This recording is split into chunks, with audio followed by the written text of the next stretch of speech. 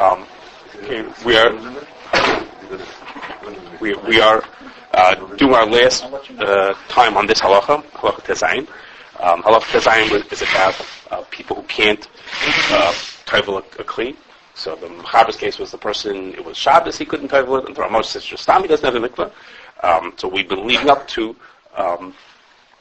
this question about large equipment, that people who, they want to do the right thing, they want to tevel something, but they have a 500-gallon blending tank, or they have a soup kettle, a monstrous soup kettle, okay? And for the life of them, they can't figure out how they should tevel it. They want to tevel it, or in a home situation, a person's got glass shelves in their refrigerator, and they put food right onto those shelves, and they want to tevel it. So maybe there they could finagle, they could find a way to do that.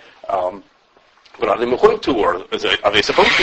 The racks in Europe and the racks in my oven, people put food right onto them. Usually not. Most people put things just in pans, but people put food right onto it.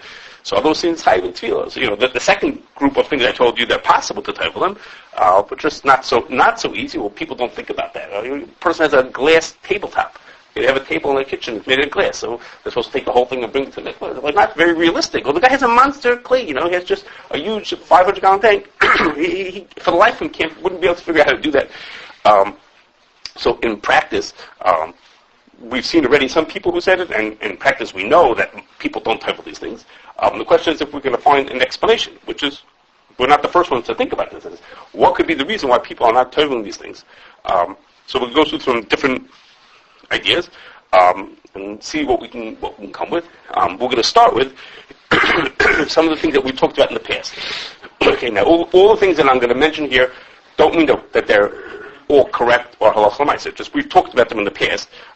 Different ideas. Okay, one that is of course negated. That's why it comes over here is maybe you can give the kli to a guy. Okay, that was the Mechaber's suggestion right here in this din. If the person came to Shabbos and he couldn't tevel the kli, so Mechaber says, give it away to a guy. We spoke about that last time. Whether that's going to help you avoid the chiv of tevillas keilim. Okay? The next is we've talked about that it could be that if it's physically impossible to do tevillas keilim, then you might be allowed to use the kli without doing tevillah.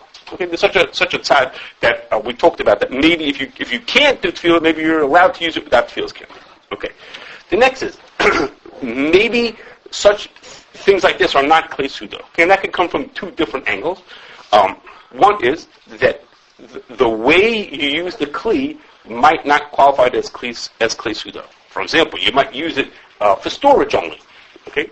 Rabbi Yashua talks like that. A refrigerator is only for storage. We had talked about that, whether storage keilim are considered klei suda. Maybe you only use it as an intermediary, as a step in the process of making the food, and it's like a sakon shel shchita. Maybe it's a thing that's not used to make the food really edible, and that's a reason why it's not considered klei suda. Okay, there are reasons why some of these things are not actually klei suda. Again, that doesn't mean for all of our cases, but for many of those cases it might be that they're not klei suda for that reason. And then there are other people who thought is that maybe anybody who has something for commercial uses, maybe that automatically it's called what they call klei soira. It's automatically maybe not klei suda because it's not meant for eating. It's just meant for doing business. And the fact that my business is food is that's just like, so to speak, a coincidence. Okay, there were those who thought like that. Okay, then there was an eitzah. The next one more like eitzahs, which is if the kli was broken to the point that it was not usable, and then a yid came along and repaired it and made it actually workable, then it's considered to have been made by a yid. It doesn't need tevillah. Okay, so in some situations, particularly think about industrial type of things, it could be that the yid will have the owner will have a yid, either he himself or another yid who knows how to do these things to break it to the point that it could be fixed, that it needs to be fixed, and now that'll make it pots from tevillas keilim. And the last one, of course, which we talked about way at the beginning, was you do tevillah in lake. Okay, you have something that's so big that you can't fit into the local mikvah tui. Okay, so the Lake Michigan is plenty big, so you go dunk it into the lake. We talked about that when that may or may not. Okay, so these are all things we talked about in the past of ways that you have this huge monster piece of equipment, something just very unwieldy and doesn't fit well to a mikvah, it doesn't think of bringing it into it. These are ideas that we mentioned, and of course that other place has talked about all kinds of reasons how you could avoid tevillah, or why you're not chayav tevillah, or how you should do the tevillah like that. Okay. Besides giving it to a guy, do any of these apply to an amalek? No. Okay, none of these. No. Each one applies to different ones. Okay, so you have to think about each one specifically. No, I don't recommend that applies. No. Okay, so, but there's a more fundamental question. We talked about it a couple times ago. I'll tell you how we talked about it then, why that's probably not so negated to us, but then how it actually is negated to us. Okay, and that is the place can talk about whether we should compare the rules of tevillas Keilim to the rules of tumah v'tara. Okay, that would be because the Yerushalmi says, we talked about this Yerushalmi at the very end of Avodah Zarah. Beis Yosef brings at the beginning of the Siman that tevillas Keilim it's something to do with the process of taking it from the tumah of Goyim to the kedusha of Klal Yisrael, and I mean it's with a mikvah. I mean you get the feeling that it has something to do with kedusha and tahara and tevillah and things like that. So they say maybe we should have, and there are different potential rayas that we should compare the dinim of tumah to tevillah. So we talked about it then. There's a rule in tumah v'tara that something that's asur l'shamish ha'makarka, something that could only be used when it's attached to the ground, should be potter from. Cannot become tameh. And then potentially that should be a reason to say that these things would not be chayim tevillas Keilim if they're qualified to be asur l'shamish ha'makarka. Okay, so that's not going to help with some of the things, but like this very big vat, a soup kettle, that's going to be potentially asur l'shamish ha'makarka. The difficulty was that we said there that just about everybody says that asur l'shamish ha'makarka means is that it has no use when it's not attached to the ground. Not that it doesn't have its main use. It has to have no use when it's not attached to the ground. And most of these things, they have a use when they're not attached to the ground. You might not do the main thing you want to do with it, but you could store things in it and things like that. And so chances are that most of the things are not going to qualify for that din. As we spoke about it then when we talked about electrical appliances, most things are not going to qualify as being asur l'shamish ha'makarka. But there is when the beginning of our discussion that maybe the rules of tumah and tevillah should be connected to each other. Okay, so I'm going to get to the example how we want to apply it in a second. Okay, but in this, there's the two sides are very, if I could use it, really far apart from each other. Okay, there's two people I'm going to tell you about. One is a sefer called Gedulei Torah. Okay, I hadn't heard of it before I saw this. It's a Talmud of Nosson Adam. Okay, that's all I know about it. And just from turning the pages, he sure seems to know all about Taharas. Okay, I mean every page is like filled with backs and forths from deep in Mishnayos and Toseftas and everything like that deep in Taharas. He seems to that's what Paul calls Gedulei Torah. Okay, anyhow, so the Dayan Weiss brings this tshuva. And on the other hand, there's a tshuva from somebody called from Machzeh Eliyahu, okay, from Rafal, okay, and he of course brings from Dayan Weiss, of course, but he also brings a Gra and a Mordechai, okay, and there's a Shev Yaakov, you'll hear about him in a second, okay. The Gedulei Torah says like this. He says what the Shev Yaakov says that tumah and tevillas came out connected. He says, "Ein lezeh shorish b'shas lidmas tevillah tumah." He says, I don't know what he's talking about. There's no such thing. Okay, and when you turn the pages of the Sefer, you get the feeling that he really knows everything in Shas that has to do with tumah v'tara. He's ein lezeh shorish b'shas. Like he didn't say that lightly. Hagam, but if you read the tshuva, if you actually read the tshuva in the Gedulei Torah, after he says ein lezeh shorish b'shas, he then brings like 5 rayas to the Shev Yaakov. Okay. He then brings like 5 rayas. Each one of them he says that that's not a raya for this reason, that one's for that. Each one he has an answer for, but after he says there's mamish no raya in the world to it, he then brings rayas. Okay. Or he seems to bring rayas. Okay, the Shev Yaakov, if you're curious, you can see it in short. It's on the side of the page here in by Halacha Hay. It's at least much of the Yad Ephraim on the side. Okay, he brings the Shev Yaakov. Okay, and the okay. On the other hand, Rafal brings from the Gra from a few halachas ago. Okay, I'll only give you a few words because it's this is a PowerPoint. You only get a few words on the line. That the Gra says, he says yes, the din it's exactly like tumah. The din is it's metamin lo tumah and it's shovel tumah v'tara. It's the same thing. And he brings a Mordechai. The Gra brings a Mordechai who says at the end of a whole discussion of what he's talking about, he says amma metamin and tzil tumah. Okay, that the dinim are very connected to each other. So. Dayan Fox, he says, listen, I don't know what to tell you. He says, the Gedulei Torah says that it's not. The Gedulei Torah's main raya is from a din earlier about covers on Keilim. Okay, that he says covers on Keilim are chayv and tevillah, but they're not makabel tumah. He says, so you see that they're not connected?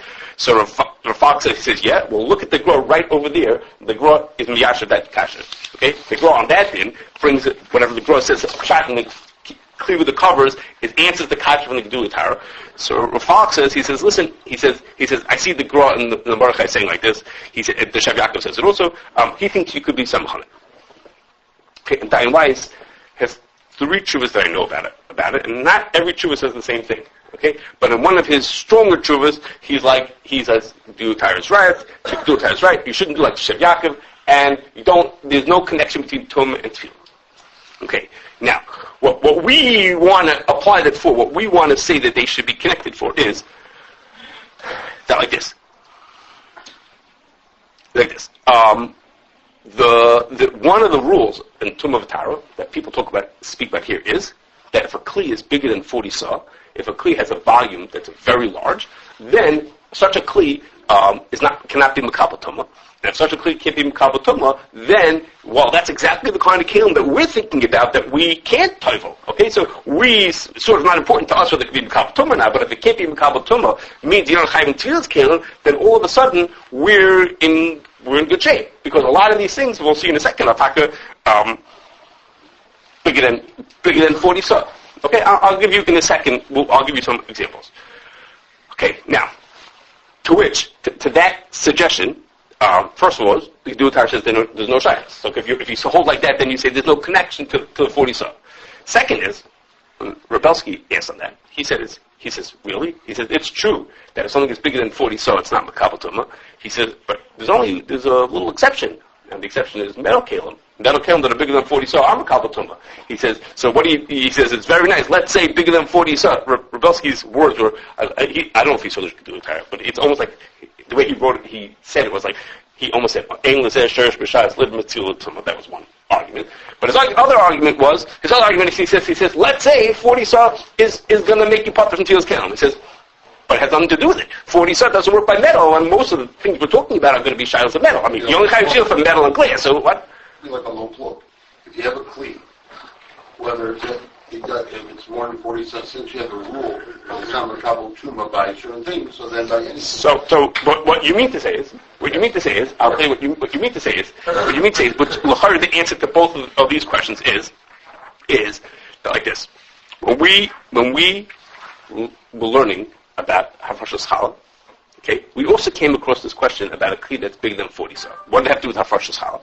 Had to do was, there's a din in Hafrashas Challah of tzir of sal, when you have 2 batches of dough that are not chayiv in challah, each one is too small to be chayiv in challah. If you put them together in a kli, under the right circumstances, all of a sudden it becomes chayiv in challah. Okay, under the right circumstances, if the kli joins them together, it's called tzir of sal, the basket is mitzaref them, and makes them chayiv in Hafrashas Challah. Okay, that's a din in Hafrashas Challah.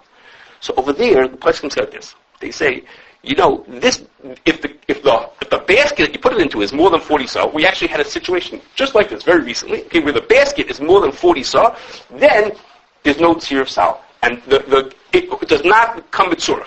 And they said, just like by tumah, they said, but it's not because it's only a din in tumah. Even though the din is a din by tumah, they said that din, police can extend that din to a zillion other cases. For example, the din is ein binyan steer b'kelim. Okay, binyan on Shabbos, the malacha of boina is when you do binyan to a structure. Okay, there's something that's a structure, but not something that's a kli. The rules of boina don't apply to kelim. Okay, what's the cutoff between a kli and a binyan? Well, how big is a shed? Is that a binyan or is that a kli? Well, I don't know. Which one is it? You tell me. How do I know what's too big to be a kli or too small to be a binyan? Okay, what's the difference between them? So they say I know what the difference is. If it's more than 40 saw, less than 40 saw. Okay, and we said then a whole bunch of examples. A person took this din of 40 saw all kinds of examples, which is to say they understood that when the Torah says that if something gets more than 40 saw, it's not makabel tumah. The Torah doesn't mean to say it's a rule in Hilchas tumah v'tara. It's a rule in Hilchas Keilim. Okay, it's not a kli if it's more than 40 saw. Okay, then why is metal not like that? So I forgot who says this. He said, well, why is metal not like that? Metal doesn't have to be a kli to be makabel tumah. We know that the din is that metal is makabel tumah, even pshute kli machas. Even if it's not a kli to be makabel tumah, a piece of metal. Metal doesn't follow the rules of Keilim. It doesn't have to be a kli in order to be makabel tumah. So just like, what? Kli.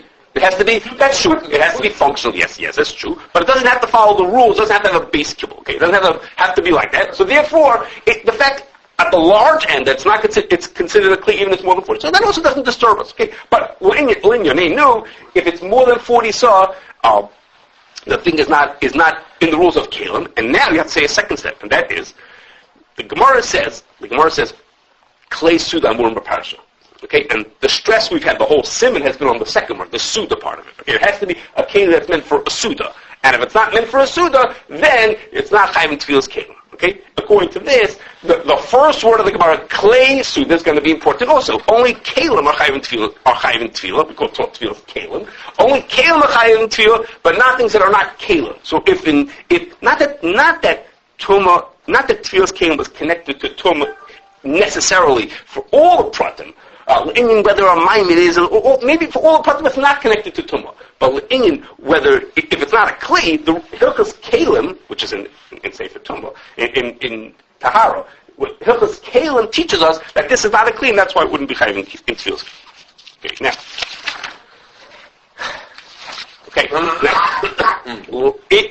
If this would be correct, the thing that's still the problem we have, what bothers me, which I don't have an answer to, is I mentioned to you last time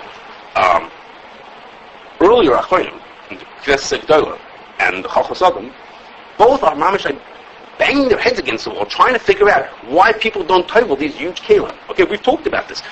She brought Shulchan Aruch on the side of the page, and they talked about it. They came up with all kinds of reasons. We don't tevel for this reason and that reason, and everybody didn't do it. Everyone was not teveling these very large kelim, and they couldn't understand why aren't they teveling these kelim? They had all kinds of reasons, and they backed and forth about this.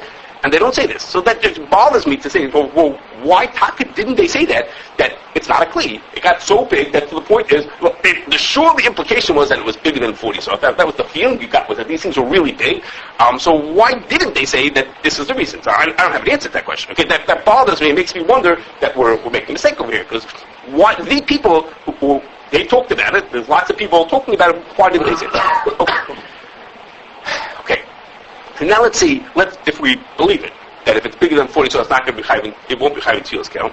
Let's see if we could apply that. Okay? Okay, so for simplicity, we're going to use round numbers over here, okay? Just to make life simpler for everybody, okay? As you know, nowadays we follow, there are three main sheets that we follow for how big etzban and amma and things like that are. Okay, so in rough numbers, just rough numbers, according to Rabbi Chaim Noah, 20,000 cubic inches is 40 saw. Okay, according to Rav Moshe, it will be 31,000 cubic inches, and according to Chazish, 35,000. Okay, the numbers are rounded just to make life easy. Okay, those are roughly. Okay, if you want to understand what that means, according to Rav Chaim Noah, think of a box that's 2 feet, a cube that's 2 feet by 2 feet by 3 feet. Okay, that's 40 saw. According to Rav Moshe, it's 2 feet by 2 feet by 4.5 feet. And according to the Chazanish, it's 2 feet by 2 feet by 5 feet. Okay, just those are rough numbers for how big they are. One of the rules we saw, 2 rules we need to know, that we saw when we learned in Hilchos Challah, we spoke about then, was that when you count the shear of 40 saw, that is measured from the outside of the kli. It's not measured the internal volume. It's not how much can fit into the kli. It's how big the item is. Okay, that's what we saw over there. It comes from Mishnayos. That goes by the outside of the kli. And also we saw there that parts that are attached, like a fridge and a freezer, are considered to be one keli. You don't look at the fridge and freezer as 2 separate pieces. They're looked at as one big piece. But certain appendages, like think about the legs on the bottom of your refrigerator, don't count. Okay, but everything that's from the main part of the kli, like the fridge and the freezer, those are counted as one big piece, not as 2 separate pieces. Okay? Okay. What? You can go listen to this here from Rosh Hashanah. Okay. It's from Mishnayos. It came from Mishnayos. I didn't make it up. Okay. So, we could wait till it comes out in print. Okay. So now, just to put things into perspective, okay, a regular home oven is about 26,000 cubic inches. Okay, so you see where that fits in. From Chaim, no, you're safe. you wouldn't have to tevel the oven, the grates inside of it. Okay, that's considered part of the kli.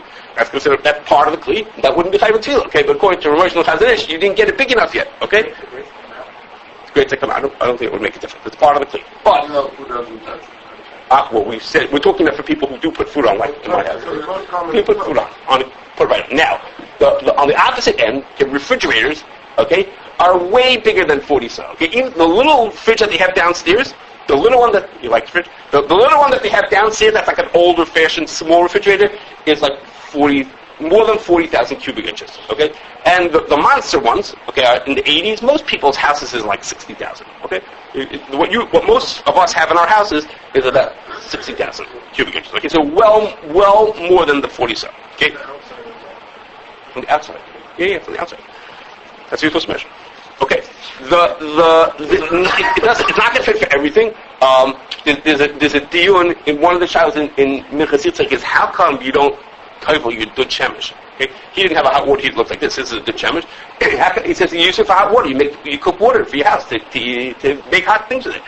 So in my house, I have a 75-gallon tank, and that came out to 28,000 cubic inches. Okay.